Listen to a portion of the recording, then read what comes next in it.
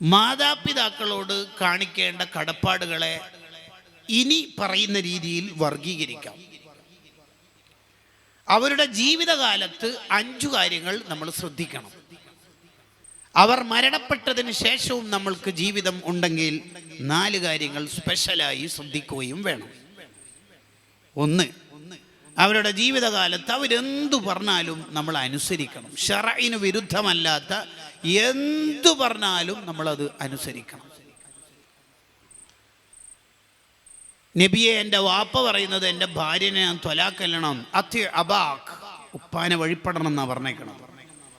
എത്ര വലിയ ടാസ്ക് ആണെങ്കിലും ഉമ്മ നമ്മളോടൊരു കാര്യം പറഞ്ഞാൽ അത് അനുസരിച്ചിരിക്കണം. അത് എത്ര വലിയ റിസ്ക് ഉള്ള കാര്യമാണെങ്കിലും ആ കാര്യം നമ്മൾ ശ്രദ്ധിക്കണമെന്ന് മഹത്തുക്കൾ അവരുടെ ഗ്രന്ഥങ്ങളിൽ എഴുതി വെക്കുന്നുണ്ട്. ബക്കറ്റ് വരുന്നുണ്ട്, നിങ്ങളൊക്കെ നല്ല സംഭാവന കൊടുക്കണം. ബിസ്മില്ലാഹിർ റഹ്മാനിർ റഹീം.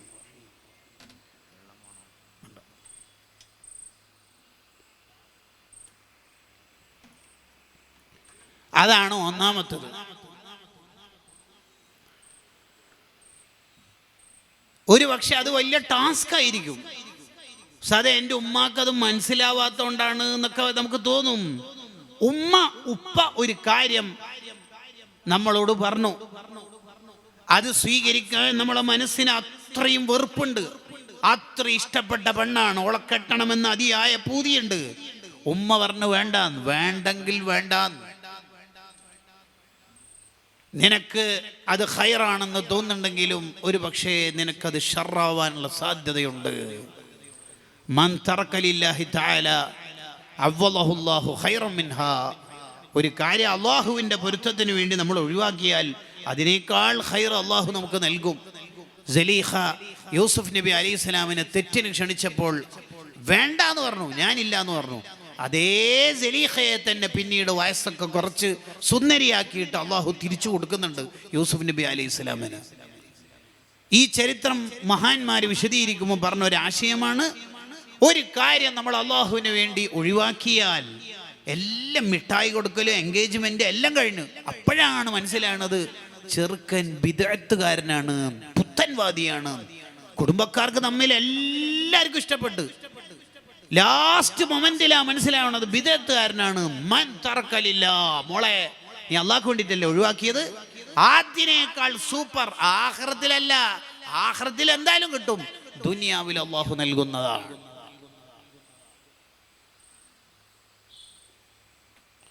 അപ്പൊ നമ്മളെ ഉപ്പയും ഒരു കാര്യം നമ്മളോട് പറഞ്ഞാൽ ആ കാര്യം എത്ര വലിയ റിസ്ക് ഉള്ള കാര്യമാണെങ്കിലും നമ്മളത് ചെയ്തു കൊടുക്കണം. രണ്ടാമത്തത്, അവരുടെ മുന്നിൽ നിന്ന് ശബ്ദം ഉയർത്തരുത്. അതൊരു അദബാണ്. ഒരു മഹാനെ, ആ മഹാൻ വലിയ ഹദീസ് പണ്ഡിതനാണ്. ഉമ്മ വിളിച്ചു, എന്തുമ്മ? ഉമ്മാന്റെ ആവശ്യങ്ങൾ നിർവഹിച്ചു കൊടുത്തു. പിന്നെ ഈ മഹാൻ ഇങ്ങനെ പെട്ടെന്നൊരു ടെൻഷൻ. എന്താ ടെൻഷൻ?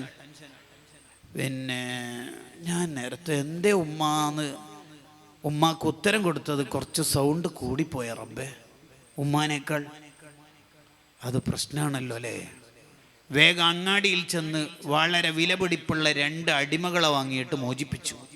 ലക്ഷങ്ങൾ വിലയുള്ള 2 അടിമകളെ വാങ്ങിയിട്ട് മോചിപ്പിച്ചിട്ട് അള്ളാഹുവിനോട് ദുആ ചെയ്തു, അള്ളാഹുവേ, ഞാൻ നേരത്തെ എൻ്റെ ഉമ്മനോട് എന്തുമ്മാന്ന് ചോദിച്ചപ്പോഴേ കുറച്ച് സൗണ്ട് കൂടിപ്പോയിന്. ഞാനിതാ 2 അടിമകളെ വാങ്ങി മോചിപ്പിച്ചിട്ട് നിന്നോട് പറയാണ്, പൊരുത്തപ്പെട്ട് തരണേ, അറിയാതെ സംഭവിച്ചു പോയതാണ്. കണ്ടോ?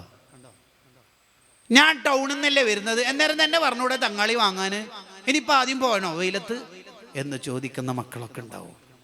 എനിക്ക് വേണ്ട ഫുഡ്, വേണ്ട വേണ്ട ഇങ്ങനെയൊക്കെ പറയുമ്പോഴേ, മോനിതാരാണ്, ആരാണ് ഈ ഉമ്മ ഉപ്പ എന്നൊക്കെ പറഞ്ഞാല്? ഉപ്പാക്കുമ്മാക്കും പരിഗണന കുറഞ്ഞ സുഹൃത്തുക്കൾക്ക് പരിഗണന കൂടുന്നത് ഖിയാമത്ത് നാളിൻ്റെ അടയാളമാണ്. ഖിയാമത്ത് നാൾ ഏതായാലും സമയമാകുമ്പോൾ സംഭവിക്കൂ. നമ്മളായിട്ട് എവിടെയോ ഉള്ള ഖിയാമത്ത് നാളിനെ പിടിച്ച് ഇങ്ങോട്ടേക്ക് വലിക്കണ്ട എന്നാണ് പറഞ്ഞതിൻ്റെ അർത്ഥം. നമ്മളായിട്ട് അതിൻ്റെ സമയം കുറച്ച് നേരത്തെ ആക്കണ്ട. ഉപ്പാക്കും ഉമ്മാക്കും ഉള്ള പ്രാധാന്യമൊന്നും വേറൊരാൾക്കില്ല. അല്ലെങ്കിൽ നിങ്ങൾ ആലോചിച്ച് നോക്കിയേ, ഇപ്പം SSFൻ്റെ സാഹിത്യോത്സവ്, ഡിവിഷൻ സാഹിത്യോത്സവ് ഇവിടെയാണ്. വളരെ ഭംഗിയായി പൂർത്തിയാക്കി നാളേക്കുള്ള കുറേ ആലിമീങ്ങളെയും സംഘടനാ പ്രവർത്തകരെയും രൂപപ്പെടുത്തുന്ന പദ്ധതിയാണ് സാഹിത്യോത്സവം. കഴിഞ്ഞ 31 വർഷങ്ങളായി സാഹിത്യോത്സവം നിർവഹിച്ചു പോരുന്ന ദഅവത്ത് എന്ന് പറയുന്നത് ആയിരങ്ങളായ മക്കളെ സുന്നത്ത് ജമാഅത്തിലേക്ക് കൊണ്ടുവരാനും, അതുപോലെ സംഘടനക്ക് 1000 ഭടന്മാരെ നിർത്താനൊക്കെ സാഹിത്യോത്സവ് കഴിഞ്ഞ കാലങ്ങളിൽ വലിയ പങ്കുവഹിച്ചിട്ടുണ്ട്. ഇക്കുറി ഇവിടെ നടക്കുമ്പോൾ നമ്മളെല്ലാവരും അതിനെ ഏറ്റവും മനോഹരമാക്കാൻ ശ്രദ്ധിക്കണം. ഇടയിൽ വെച്ച് പറഞ്ഞു എന്ന് മാത്രം. അപ്പോൾ നമ്മളൊരു മത്സരം ഫലം റിസൾട്ട് വരുമ്പോൾ കാതോർക്കും. ആവേശകരമായ സംഘഗാനം കാറ്റഗറി B മത്സരത്തിൻ്റെ ഫലം അറിവായിരിക്കുന്നു. ഫസ്റ്റ് പ്രൈസ് ഗോസ് ടു എന്നൊക്കെ പറയുമ്പോൾ നമുക്ക് ഭയങ്കര ആവേശമായിരിക്കും. നേരത്തെ വൈകുന്നേരം നടന്ന സംഘഗാനമല്ലേ, ഗ്രൂപ്പ് സോങ്, ആരായിരിക്കും ഫസ്റ്റ് അല്ലേ? നിങ്ങൾ അതിന് വേറൊരു ആംഗിളാണ് ഞാൻ പറയാൻ പോണത്. ഒരു മനുഷ്യൻ ആരോടാണ് ഏറ്റവും കൂടുതൽ കടപ്പാട് കാണിക്കേണ്ടത് എന്ന ചോദ്യത്തിൻ്റെ ഉത്തരമായിട്ടുള്ള റിസൾട്ട് പുറത്തു വരുന്നു. 1ാം സ്ഥാനം ഉമ്മ.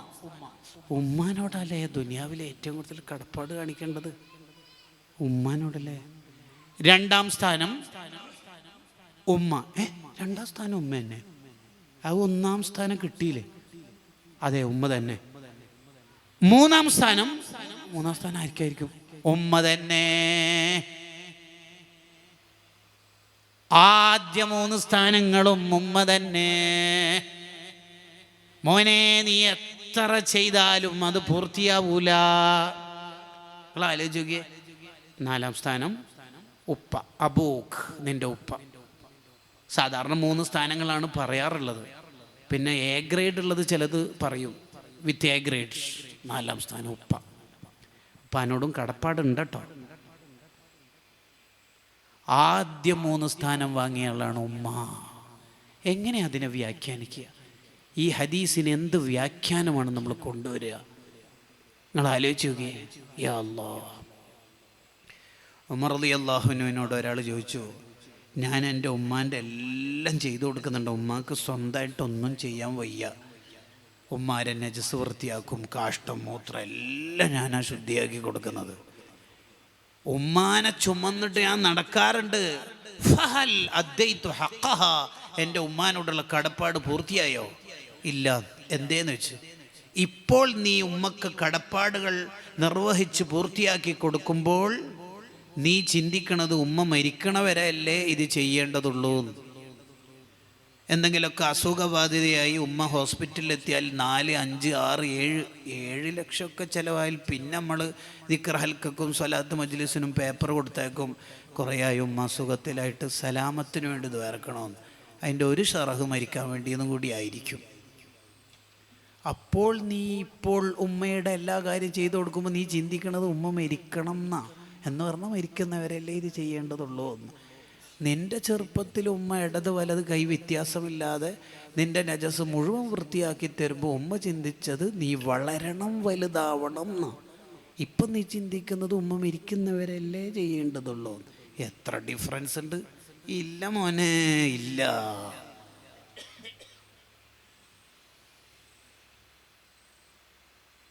ഞാൻ ഇന്ന നാട്ടിൽ നിന്ന് മക്കയിലേക്ക് ഒരുപാട് തവണ എൻ്റെ ഉമ്മാനെ ചുമന്നു കൊണ്ടുവന്നു. തവാഫ് ഉമ്മയെയും വഹിച്ച് ഞാൻ ചുറ്റി കഅബ. മസ്അയിൽ നടന്നു, സഫ മർവക്കിടയിൽ. കടപ്പാട് തീരോ? ഇല്ല. അതെ, പൂർണ്ണ ഗർഭം ധരിച്ച കാലത്ത് ഉമ്മായുടെ വയറ്റിൻ്റെ ഉള്ളിൽ നിന്ന്, ഗർഭാശയത്തിൻ്റെ ഉള്ളിൽ നിന്ന് നീ ഇടതുനിന്ന് വലത്തോട്ടേക്ക് ചെരിയുന്ന സമയത്ത് ഉമ്മ അനുഭവിച്ചൊരു വേദനയില്ലേ, അതിൻ്റെ ഒന്നും പകരാവൂല മോനെ, ആവൂല. ആ മടിയിലാണ് നമ്മൾ ആദ്യം മൂത്രമൊഴിച്ചത്, ആ മടിയിലാണ് നമ്മളെല്ലാം നിർവഹിച്ചത്. മുലപ്പാല് തരുന്ന സമയത്ത് എത്ര തവണയാണ് നമ്മൾ പല്ല് മുളച്ച സമയത്ത് കടിച്ച് കടിച്ച് മുറിപ്പെടുത്തിയത്. എത്ര രാത്രികളാണ് നമുക്ക് വേണ്ടി അവരുറക്കൊഴിഞ്ഞത്. അപ്പോൾ അവരുടെ മുന്നിൽ നിന്ന് ശബ്ദം ഉയർത്താൻ പാടില്ല. ചില ആൾക്കാർ സ്വന്തം ഭാര്യൻ്റെ മുമ്പിൽ നിന്നൊക്കെ വാഷളാക്കി വിടും ഉമ്മാന. അല്ലാഹ്, അതിൻ്റെ ഒക്കെ ശിക്ഷ എങ്ങനെയാ പറയാ? 3 അവരെ കരുണയോടെ നോക്കണം. മാതാപിതാക്കൾ എപ്പോഴും സ്നേഹത്തോടെ അവരെ കരുണയോടെ നോക്കുന്നത് തന്നെ ഹജ്ജ് ഉംറ ചെയ്ത കൂലിയാണ്. ആ ഉമ്മ പോയാൽ തീർന്ന്. പിന്നെ യൂട്യൂബിൽ പ്രസംഗം ഉമ്മാനെ കുറിച്ച് കേട്ടിട്ട് കരയാന്നല്ലാണ്ട് വേറെ പരിഹാരമൊന്നും ഉണ്ടാവില്ല. ഉമ്മ ഉള്ള കാലത്ത് ഈ കൂലി മുഴുവനും വാരിക്കൂട്ടണം. നമ്മുടെ ഉമ്മ നമ്മുടെ വീട്ടിലുണ്ടാവുക എന്ന് പറഞ്ഞാൽ അതിൻ്റെ അർത്ഥം ലോകത്തെ മുഴുവൻ ലൈറ്റും നമ്മുടെ കണ്ണിലുണ്ട് എന്നാണ്. ഉമ്മ മരിച്ചു എന്ന് പറഞ്ഞാൽ അതിൻ്റെ അർത്ഥം ഇനിയൊരു ലൈറ്റും നമ്മുടെ കണ്ണിലില്ല എന്നാണ്. വീട്ടിലെ CFL ഓഫാക്കി എന്നല്ല, സൂര്യൻ അസ്തമിച്ച പോലെയാ. ഇനി ഒരു പ്രശ്നം ആരോടെ പറയാ? ഒരു തണുപ്പുള്ള കൈ നമ്മുടെ നെറ്റിത്തടത്തിൽ വന്നിട്ട് പേടിക്കണ്ട മോനെ, ഉമ്മയില്ലേ മോനിക്ക്, ഇങ്ങനെ പറയാൻ ഒരാളുണ്ടാകുന്ന അത്ര കാവൽ നമുക്ക് വേറെ എവിടെ കിട്ടുക? വേറെ ആരോടാ ഇത് പറയാ? പനിയൊക്കെ വന്ന കാലത്ത്, കുഞ്ഞിളം കാലത്ത് ഉമ്മ ഇടക്കിടേ വരും നമ്മുടെ അടുത്ത്, നെറ്റിയിൽ ഇങ്ങനെ തൊടും. കുറവുണ്ടാവാന് അന്ന് രാത്രി ഒരു തരി ഉമ്മ ഉറങ്ങിയിട്ടുണ്ടാവോ? അതിന് ഉമ്മക്ക് ഉറക്കം കിട്ടുമോ? സ്കൂളിലൊക്കെ അയക്കുന്ന കാലത്ത് ദോശയൊക്കെ പാചകം ചെയ്യുമ്പോൾ ഒരു ദോശ ചുട്ട് വേഗം നമ്മുടെ പ്ലേറ്റിലേക്ക് ഇട്ട് ദമോനെ കറി ഒഴിക്ക്. അപ്പോൾ ഉമ്മ ഇങ്ങനെ നടന്നിട്ട് ചുടുമ്പോൾ വിഷമാന്നല്ലോ. എന്ത് വിഷമൂടാ? അതിൻ്റെ ഇടയിൽ കാലിന് വേദന ഉണ്ടാവും, നടുവേദന ഉണ്ടാവും. എന്നാൽ എത്ര ദോശയാണ് നമ്മളെ കൊണ്ട് തിന്നിപ്പിച്ചത് ഉമ്മ. എന്നിട്ട് കളിച്ച് ഗ്രൗണ്ടിൽ നിന്ന് വരുമ്പോൾ ഉമ്മ തിന്നാൻ വിചാരിച്ച് 2 ദോശയോ പത്തിരിയോ പത്തലോ അവിടെ ഉണ്ടാവും. ഉമ്മ കുളിച്ച് വൃത്തിയായി അടുക്കളയൊക്കെ ഒന്ന് ശരിയാക്കി പാത്രമൊക്കെ കഴുകിയിട്ട് തിന്നാം 11:30 എന്ന് കരുതുമ്പോഴാണ് നമ്മൾ ഗ്രൗണ്ടിൽ നിന്ന് വന്നിട്ടുണ്ടാവും. ഉമ്മ എന്തെങ്കിലും തിന്നാനുണ്ടോ? ഉണ്ടല്ലോ, ഫുഡ് ഉണ്ടല്ലോ. നീ എന്തായാലും ചോദിക്കുമെന്നറിയാം, എടുത്തു വെച്ചു. ഉമ്മ ഭക്ഷണം കഴിച്ചോ? എന്താണെന്നറിയില്ലടാ, ഇന്ന് തീരെ ഒരു വിശപ്പില്ല. ഇതിനെന്താ പറയേണ്ടത്? സത്യം പറഞ്ഞു എന്നാണോ, കളവ് പറഞ്ഞു എന്നാണോ, സ്നേഹിച്ചു എന്നാണോ? വാക്കുകൾക്ക് അതീതമാണ് ഉമ്മ എന്ന 2 അക്ഷരം. വ്യാഖ്യാനങ്ങൾക്കും അപ്പുറത്താണ് ഉമ്മ എന്ന അക്ഷരം തന്നെ. ആ ഉമ്മ എന്ന പദത്തിൽ തന്നെ ഒരു ഉമ്മ വക്കലുണ്ട്. കൂട്ടുകാരെ, എന്നെങ്കിലും ഉമ്മയുടെ ഒരു മാക്സി നമ്മൾ അലക്കി കൊടുത്തിട്ടുണ്ടാവോ? ആമ്പിള്ളേരോടാ ചോദ്യം. ഉണ്ടാവോ? ആ ഉമ്മാൻ്റെ മുമ്പിൽ നിന്ന് ശബ്ദം ഉയർത്തരുത്, കരുണയോടെ നോക്കണം. ബുഖാരി ഇമാം റഹിമഹുല്ലയുടെ ഉസ്താദുമാരിൽപ്പെട്ട ചില ഉസ്താദുമാരുടെ ചരിത്രമുണ്ട് കിതാബിൽ. അവർ ഉമ്മാൻ്റെ കൂടെ ഭക്ഷണം കഴിക്കാൻ ഇരിക്കൂല. എന്താ അതിൻ്റെ കാരണം എന്ന് ശിഷ്യന്മാർ ഒരു തവണ ചോദിച്ചു. ഉസ്താദ് ഉമ്മാനെ കുറിച്ച് നല്ലോണം നമ്മളെ ക്ലാസ്സിൽ പറയും, ഉമ്മാനെ സ്നേഹിക്കുന്നതിൻ്റെ അനിവാര്യതയും ഉസ്താദിന് തന്നെ ഉമ്മാക്ക് വലിയ ഇഷ്ടമാണെന്ന് നമുക്ക് തോന്നുകയും ചെയ്യും. പക്ഷെ ഇന്ന് വരെ ഉമ്മാൻ്റെ കൂടെ ഭക്ഷണം കഴിക്കാൻ ഇരുന്നില്ല എന്ന് പറയുമ്പോൾ എന്താണ് കാരണം ഉസ്താദെ? അതിൻ്റെ കാരണം എന്താ പറഞ്ഞതെന്നറിയോ? ഞാനിപ്പോൾ ഉമ്മാൻ്റെ കൂടെ ഭക്ഷണം കഴിക്കാൻ ഇരുന്നാൽ ഉമ്മ കഴിക്കണം എന്ന് വിചാരിച്ച് ഏതെങ്കിലും ഒരു ഫുഡ് ഐറ്റം അവിടെ ഉണ്ടായി എന്ന് കരുതാം. ഞാനത് അറിയില്ല. ഉമ്മാക്ക് ആ മീൻ ഫ്രൈ ആക്കിയത്, അല്ലെങ്കിൽ ഓറഞ്ചിൻ്റെ പീസ്, ആപ്പിളിൻ്റെ കഷ്ണം അത് തിന്നണമെന്ന് ഉമ്മാക്കിൻ്റെ മനസ്സിൽ ആഗ്രഹം ഉണ്ടെന്ന് എനിക്കറിയില്ല. അതറിയാതെ ഞാൻ അങ്ങനെ ആ ഓറഞ്ച് എങ്ങാനും തിന്നാൽ, ഉമ്മ ആഗ്രഹിച്ചൊരു സാധനം ഞാൻ തിന്നാൽ, പിന്നെ ഞാൻ എന്തിനാ ജീവിക്കണത്? അതുകൊണ്ട് എൻ്റെ ഉമ്മ തിന്ന് തീർന്ന് ഉമ്മാക്ക് വയറ് ഫുള്ളായ ശേഷം മതി എൻ്റെ ഇരുത്തം എന്ന് ബുഖാരി ഇമാമിനെ രൂപപ്പെടുത്തിയ ഉസ്താദുമാരുടെ ജീവിതം. ഇതാണ് ഇസ്ലാം ഉമ്മക്കും ഉപ്പക്കൊക്കെ കൊടുത്ത പ്രാധാന്യം എന്ന് പറയണത്. നിങ്ങൾ ആലോചിച്ച് നോക്കിയേ.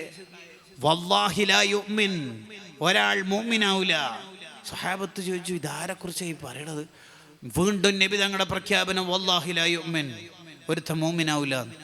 ഖാലു, സഹാബത്തിന്റെ ചോദ്യം, തങ്ങൾ ആരെക്കുറിച്ചാണ് പറയണത് നബിയെ? അയൽവാസിക്ക് ഒരാൾ വരുമ്പോൾ തന്നെ ഭയങ്കര പേടി, അയാൾ മുഅ്മിനാവൂല. നമ്മൾ വരുന്ന സമയത്ത് നമ്മളെ വണ്ടി കണ്ടപ്പോൾ അയൽവാസിക്ക് പേടി, അല്ലാഹ് എന്തെങ്കിലും ചെയ്യോ പറയോ, ആചാരെന്തെങ്കിലും ചെയ്തക്കോ. നമ്മളെ അയൽവാസിക്ക് പേടിയുണ്ടെങ്കിൽ നമ്മൾ മുഅ്മിനല്ല എന്ന് പ്രഖ്യാപിക്കുക ഹദീസ്. എങ്ങനെ? അയൽവാസികൾക്ക് മുഴുവനും, ചുറ്റുവട്ടത്തുള്ള റൂമുകാർക്കും റൂംമേറ്റ്സുകാർക്കും അയൽവാസികൾക്കും നമ്മെ എപ്പോഴാണോ നിർഭയത്വത്തോടു കൂടി കാണാൻ കഴിയുന്നത് അന്നാണ് നമ്മൾ മൂമിനാവുന്നത്. ഈ ഹദീസിന്റെ വ്യാഖ്യാനത്തിൽ കാണാം, അയൽവാസിക്ക് നമ്മളെ പേടിയില്ലാതിരിക്കണം, അപ്പോഴാണ് മൂമിനാവുക. ഒരു മദ്യപാനിയായ ആള്, അല്ലെങ്കിൽ ലഹരി ഉപയോഗിക്കുന്ന ആള്, പുതിയ കാലത്തെ ഭാഷയിൽ MDM തട്ടിയ ആള് നടന്നു വരുമ്പോൾ അയൽവാസിയെല്ലാം അടുക്കട്ടെ, ഉമ്മാരെന്നെ മുട്ട് വിറക്കുന്നു, സഹോദരിയുടെ നെഞ്ച് പിടക്കാണ്, ഭാര്യ ഇങ്ങനെ പിടച്ചുകൊണ്ടിരിക്കുക. പിന്നെ എങ്ങനെ ഇയാൾ മൂമിനാവുക? അപ്പോൾ ഒരു മൂമിൻ എങ്ങനെയാ ലഹരി ഉപയോഗിക്കുക? മോനെ, അതിൽ നിന്നൊക്കെ നമ്മൾ മാറിയേക്കണം. 4, അവർക്ക് എപ്പോഴും ദ്വാരക്കണം. മാതാപിതാക്കൾക്ക് ദ്വാര ചെയ്യാത്തവരുടെ ജീവിതത്തിൽ ബർക്കത്ത് കുറയുന്ന. എല്ലാ വക്തും നിസ്കാരശേഷം ഉപ്പാക്കും ഉമ്മാക്കും വേണ്ടി ദ്വാര ചെയ്യണം. നമുക്കറിയുന്ന ഭാഷയിൽ അള്ളാഹുവിനോട് പറയണം. 5, പരമാവധി അവരുടെ തൃപ്തി വാങ്ങാനുള്ള പണി നമ്മൾ എടുക്കണം. സാധാരണ ഈ സോപ്പിടൽ എന്ന് പറയുന്ന പരിപാടി പറ്റൂല, മുദാഹനത്ത് എന്നാണ് അതിനെക്കുറിച്ച് പറയല്. പക്ഷെ ഉപ്പാൻ്റെയും ഉമ്മാൻ്റെയും ഒക്കെ സ്നേഹം വാങ്ങാൻ വേണ്ടി, ഉമ്മാക്ക് എന്താ വേണ്ടി മാ, ഞാൻ ഷോപ്പിൽ പോകുന്നുണ്ട്, ഉമ്മാക്ക് എന്താ വാങ്ങേണ്ടത്? ഉമ്മാക്ക് ഇഷ്ടപ്പെട്ട ഫ്രൂട്ട് പറയൂ, എന്തേലും വാങ്ങിയാൽ മതി മോനെ. ഉമ്മാക്ക് ഇഷ്ടപ്പെട്ടത് വാങ്ങുമ്പോഴല്ലേ അമ്മക്കൊരു സന്തോഷം ഉണ്ടായാലും ഉമ്മ പറയും.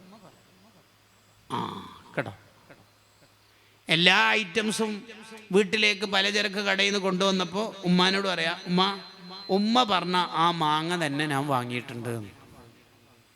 അത് ഉമ്മാനെ തൃപ്തി കിട്ടാൻ വേണ്ടി ഒരു സ്പെഷ്യൽ പണിയെടുത്തതാണ്. ഉപ്പാക്ക് ഈ കടലമിഠായി ഭയങ്കര ഇഷ്ടമാണല്ലോ, ഞാൻ കൊണ്ടുവന്നതിന്. ആ കണ്ടപ്പോൾ തന്നെ ഉപ്പാനെ ഓർമ്മ വന്നത്. അപ്പോൾ ഉപ്പാൻ്റെ കൽബിലൊരു ചെറിയൊരു എന്താ വരിക എന്ന് വെച്ചാൽ, കരച്ചിലാണോ സന്തോഷമാണോ എന്തോ ഒന്ന് വരും. അവിടെ വെച്ച് ഞാൻ തിന്നോളാം എന്ന് പറയും. അങ്ങനെ അവരെ തൃപ്തിപ്പെടുത്താൻ നമുക്കറിയാം. ഈ ചില ആൾ ഭയങ്കര പ്രോട്ടോക്കോളാണ്. എന്തെങ്കിലുമൊക്കെ ഉമ്മയും ഉപ്പയൊക്കെ പറഞ്ഞാൽ മസല പ്രകാരം അത് പറ്റില്ല, അങ്ങനെയൊന്നും പറയാൻ പാടില്ല. ഇസ്ബാത്തുൽ ഹുജ്ജത്തി അലൽ വാലിദൈൻ മിൻ ഉഖൂഖിൽ വാലിദൈൻ. മാതാപിതാക്കൾക്കെതിരെ നീ മസല പറയലുണ്ടല്ല, അതെന്നെ ഒരു സുഖക്കുറവുള്ള പരിപാടിയാണ്. ഷാഫി ഇമാമിനോട് ഒരാൾ ചോദിച്ചല്ലോ, ഉമ്മാനോട് തർക്കിക്കാൻ പറ്റുമോ? ഷാഫി ഇമാം റഹിമഹുല്ലാഹ് കൊടുത്ത മറുപടി, ഉമ്മാൻ്റെ ചെരുപ്പിനോട് തന്നെ തർക്കിക്കാൻ പറ്റൂല. ചിലപ്പോൾ ചില സുന്നത്ത് തന്നെ ഉമ്മാക്ക് വേണ്ടിയിട്ട് ഒഴിവാക്കേണ്ടി വരും. എന്ത് സുന്നത്ത്? ഫർളിൻ്റെ കാര്യം തന്നെ നിങ്ങൾ നോക്ക്. ഒരാൾ സുന്നത്ത് നിസ്കരിക്കുകയാണ്. നിസ്കാരം എന്ന് പറഞ്ഞാൽ എത്ര വലിയ ഗൗരവമുള്ള കാര്യമാണ്. ആൾ നിസ്കരിച്ചുകൊണ്ടിരിക്കുമ്പോൾ ഉമ്മ വിളിച്ചു. ഉമ്മാക്ക് വിഷമാവോ എന്ന് പേടിയായി നമുക്ക്. ഉടനെ കൈകൾക്ക് പോവുക. നിസ്കാരം എന്ന് പറഞ്ഞാൽ എന്താ പരിപാടി? അള്ളാഹുവിനോട് വർത്താനം പറയുന്ന പരിപാടി. നിസ്കാരത്തിൽ കൈകൾക്കാൻ പറ്റുമോ? പറ്റൂല. ഉമ്മ വിളിച്ചാൽ സുന്നത്ത് നിസ്കാരത്തിൽ നിന്ന് കൈകൾക്ക് പോവുക. ഉമ്മ പറയാണ്, ഇന്ന് രാത്രി ഇടയ്ക്കിടെ ഈ കറണ്ട് പോകുന്നതുകൊണ്ട്, ഇടിയും മിന്നലൊക്കെ വരുന്നതുകൊണ്ടും മഴ പെയ്യുന്നതുകൊണ്ടും കാറ്റ് വീശുന്നതുകൊണ്ടും എന്തോ ഒരു പേടി, തെങ്ങൊക്കെ പൊട്ടി വീണല്ലോ. എന്താ മോനെ, ഞാനിങ്ങനെ ഇന്നലെയും എനിക്കൊരു ചെറിയ പേടിയുണ്ടായിരുന്നു. ഇന്നെങ്ങനെയെന്ന് എന്നോട് പറയലെന്ന് വിചാരിച്ചു. 21 രാവാണല്ലോ അല്ലേ, റമദാനാണ്, നീ പള്ളിയിൽ നിന്ന് കുറേ ഇബാദത്തൊക്കെ ചെയ്യാൻ വിചാരിച്ചിട്ടുണ്ടാവും. നീ ഒന്ന് ഇന്ന് ഉമ്മാക്ക് തറാവിക്ക് ഇമാമത്ത് നിന്നിട്ട് ഇന്ന് ഇവിടെ നിന്ന് നിസ്കരിക്കോ മോനെ, ചെറിയൊരു പേടി ഉമ്മാക്ക്, എന്താണെന്നറിയില്ല. ഉപ്പാനോട് അത് പറയാനൊരു വിഷമമാണ്, നീ ഒന്ന് നിൽക്കുമോ? എന്താ അവിടെ മസല? വീട് നിന്നോളാം ഉമ്മ, ഞാനിവിടെ 20 റക്അത്ത് തറാവി നിസ്കരിച്ച് വിത്തറക്കം നിസ്കരിച്ച് പോകാതിരിക്കുക, എന്തേലും ചെയ്തോ, ഇനിയിപ്പോൾ ഉമ്മാക്ക് ഇവിടെ കൂട്ടിന് നിന്നോളാം. ഇത്തരം മസലകൾ വിശദമായി പഠിക്കാൻ വേണ്ടി ഇമാം സുബക്കി റളിയല്ലാഹു അൻഹു ബിർറുൽ വാലിദൈനി എന്നൊരു കിതാബിന് എഴുതി വെച്ചിട്ടുണ്ട്. ഹാർഡ് ആൻഡ് സോഫ്റ്റ് കോപ്പി അവൈലബിളാണ്. ഒരു മഹാൻ തൻ്റെ ഈന്തപ്പനത്തോട്ടത്തിലെ ഒരു ഈന്തപ്പന മരം ഇങ്ങനെ വെട്ടാനൊരുങ്ങുക, മുറിക്കാനൊരുങ്ങുക. അപ്പോൾ കൂടെ ഉള്ളവർ ചോദിച്ചു, എന്താ ഇത് മുറിക്കണത്? കാരണം നോക്കണേ, അത് ഇതിൻ്റെ ഉള്ളിലുള്ളൊരു സാധനം ഉണ്ടല്ലോ, വാഴൻ്റെ ഉള്ളിലൊക്കെ ഉള്ള കാമ്പുള്ള പോലെ ഇതിൻ്റെ ഈ തടീൻ്റെ ഉള്ളിലുള്ളൊരു സാധനം എടുക്കാൻ വേണ്ടിയാണ്. അതെന്തിന്? അല്ല, അത് കിട്ടാൻ വേണ്ടിയാണ്. അത് യഥേഷ്ടം അങ്ങാടിയിൽ കിട്ടൂലേ, 2 ദിർഹം കൊടുത്താൽ കിട്ടുമല്ലോ. നിങ്ങൾ ഈ ഈന്തപ്പന മരം എന്ന് പറഞ്ഞാൽ ഈ തോട്ടത്തിൽ ഏറ്റവും കൂടുതൽ ഈത്തപ്പഴം പൂത്തുലയുന്ന മരമല്ലേ? ഇതല്ലേ കഴിഞ്ഞ ദിവസം ലേലത്തിന് വെച്ച 1000 ദിർഹമിനൊക്കെ വിളിച്ചെടുക്കാൻ ആളുണ്ടായിരുന്നല്ലോ. നിങ്ങളെന്താ ഇത് തന്നെ വെട്ടി മുറിക്കണത്? അത് കിട്ടാൻ വേണ്ടി. അത് കിട്ടണമെങ്കിൽ അങ്ങാടിയിൽ ചെന്ന് 2 ദിർഹം കൊടുത്താൽ വാങ്ങാം. ഇനി വാങ്ങണില്ലേ, വേറെയും കുറേ ആയിരക്കണക്കിന് മരങ്ങളില്ലേ, ഏതെങ്കിലും ഒന്ന് വെട്ടിയാൽ പോരെ, കിട്ടുമല്ലോ. അപ്പം മഹാൻ്റെ ഉത്തരം എന്താ പറയുക? അതെ, കുറച്ച് നേരത്തെ ഉമ്മ ഇതിലൂടെ ഇങ്ങനെ ഈ തോട്ടത്തിൽ ഇറങ്ങിയിരുന്നു. എൻ്റെ ഉമ്മയെ ഇതിങ്ങനെ തടി തൊട്ടിട്ട് പറഞ്ഞു, ഇതിൻ്റെ ഉള്ളിൽ നല്ല കാമ്പുണ്ടാവും അല്ലേ, അങ്ങനെ പറഞ്ഞു. ഇനി വേറെ വർത്താനമില്ല. എൻ്റെ ഉമ്മാക്ക് ഇത് ആഗ്രഹമുണ്ട്, നിങ്ങളുടെ ഒരു ന്യായം ഇവിടെ ഫിറ്റാവില്ല. ഉമ്മ അത് പറഞ്ഞു. വേറെ വർത്താനം ഇല്ല. എല്ലാ മോനെ, നിനക്ക് ഇടക്കിടക്കൊക്കെ ലീവിന് നാട്ടിലേക്ക് വന്നൂടെ? ഉമ്മ എങ്ങനെ വരിക? ടിക്കറ്റ് ഫെയർ അല്ല, നിന്നെയൊക്കെ ഒന്ന് കാണാൻ പൂതിയല്ല മോനെ. ഞാനൊക്കെ എപ്പം മരിക്കാന്ന് പറയാൻ കഴിയില്ല. അതിനല്ലേ വീഡിയോ കോൾ ചെയ്യണത്. എന്നാൽ നിൻ്റെ ഭാര്യ ഫൗസിയാനെങ്കിലും അയച്ചൂടെ? ഓളോട് ഞാൻ കഴിഞ്ഞ ദിവസം പറഞ്ഞിരുന്നു. പക്ഷെ ഓള് പറയണത് നിങ്ങളില്ലാതെ ഞാനെങ്ങനെ പോവാം, മിസ്സിങ് ബിബസ്നി മുത്തങ്ങ മിസ്സിങ്. ഈ ചെറുക്കൻ കഴിഞ്ഞ കൊല്ലം വർഷത്തിൽ 2 തവണ നാട്ടിലേക്ക് വരാറുണ്ട്. അല്ലാടെ ടിക്കറ്റ് ഫെയർ ഭയങ്കര പൈസ അല്ലേ? റബിയുൽ അവ്വലും റമദാനിലും നാട്ടിൽ കൂടിയാലേ റാഹത്താവുള്ളൂ. ഭാര്യ നാട്ടിലുണ്ടാകുമ്പോൾ നമുക്കങ്ങനെ കുറേ റാഹത്തുണ്ടാവും. ഭാര്യനെ കൂടെ കൂട്ടിയാൽ പിന്നെ റാഹത്ത് കുറയും. ഉടായിപ്പേ പല മോഡലിലും ഉണ്ടാവും നമ്മുടെ ജീവിതത്തിൽ. ഉപ്പാക്ക് ഫസ്റ്റ് പ്രാധാന്യം നമ്മൾ കൊടുക്കണം. ഭാര്യനോടും കടപ്പാടുണ്ട്. ഉമ്മായേക്കാൾ വലുതല്ല ആ കടപ്പാട് എന്ന തിരിച്ചറിവ് നമുക്കുണ്ടാവണം. ഇനി അവരുടെ മരണശേഷം ഇത്രയും പറഞ്ഞ കാര്യങ്ങൾ സ്വാഹിബുൽ മുഗ്നി ഖതീബ് ഷിർബീൻ റഹിമഹുല്ലാ സിറാജുൽ മുനീർ എന്ന പ്രശസ്തമായ തഫ്സീർ ഗ്രന്ഥത്തിൽ എഴുതി വെക്കണം.